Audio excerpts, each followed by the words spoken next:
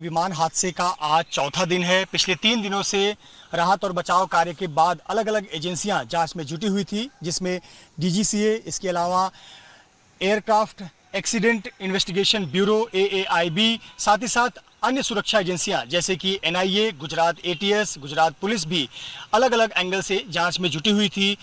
आज घटना के चौथे दिन इस कंपनी की ओरिजिन कंपनी एयर इंडिया को जिसने विमान दिया, बोइंग कंपनी की एक टीम अहमदाबाद पहुंची हुई है और अहमदाबाद में आने वाली बोइंग कंपनी की टीम आज घटनास्थल पर पहुंचकर जांच कर रही है।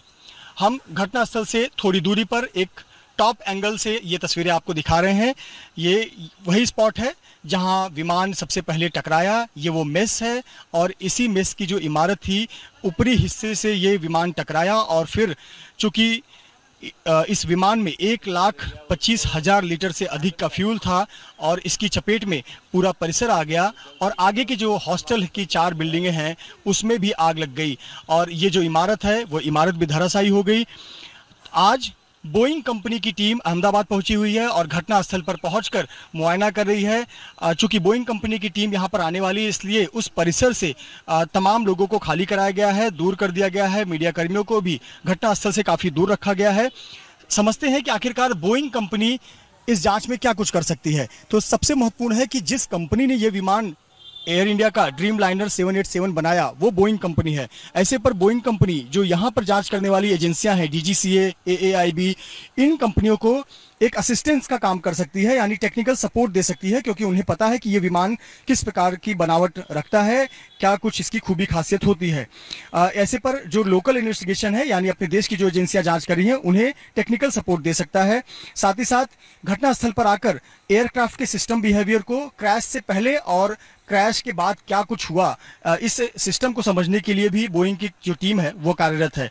दूसरी जो महत्वपूर्ण बात है, चूंकि जो बोइंग कंपनी के कर्मचारी हैं वो इस एयरक्राफ्ट डिजाइन और सिस्टम इवैल्यूएशन का काम करेंगे, क्योंकि उन्हें पता है कि एयरक्राफ्ट के कंपोनेंट जैसे सिस्टम माल फंक्शन हो, जिसमें इंजन, फ्लाइट कंट्रोल सरफेस, इसकी जांच भी बोइंग कंपनी करेगी। इसके अलावा बोइंग कंपनी की जो कर्मचारी टेक्निकल टीम यहां पर पहुंची हुई है वो मैन्युफैक्चरिंग एसेस करेगी, साथ ही साथ मेंटेनेंस इशू था क्या ये भी एजेंसियों के साथ मिलकर जांच करेगी। साथ ही साथ जो ब्लैक बॉक्स रिकवर किया गया है, जब उसकी जांच होगी तो उसमें भी बोइंग कंपनी अपने तरीके से जांच करेगी और अपनी तकनीकी जो सपोर्ट है वो उपलब्ध कराएगी। साथ ही साथ इस घटना के बाद बोइंग कंपनी सेफ्टी रिकमेंडेशन भी करती है। इस प्रकार की जब घटनाएं होती हैं तो कहीं ना कहीं उससे सबक लिया जाता है, और चूंकि पूरे दुनिया भर में बोइंग कंपनी के ड्रीमलाइनर लगभग 1100 के करीब ड्रीमलाइनर इस वक्त दुनिया भर के आसमान में है, तो ऐसे में रिकमेंडेशन भी किया जाता है और बदलाव, कंपनी को कुछ सुझाव दिए जाते हैं, बदलाव की आवश्यकता होती है तो बदलाव के सुझाव दिए जाते हैं।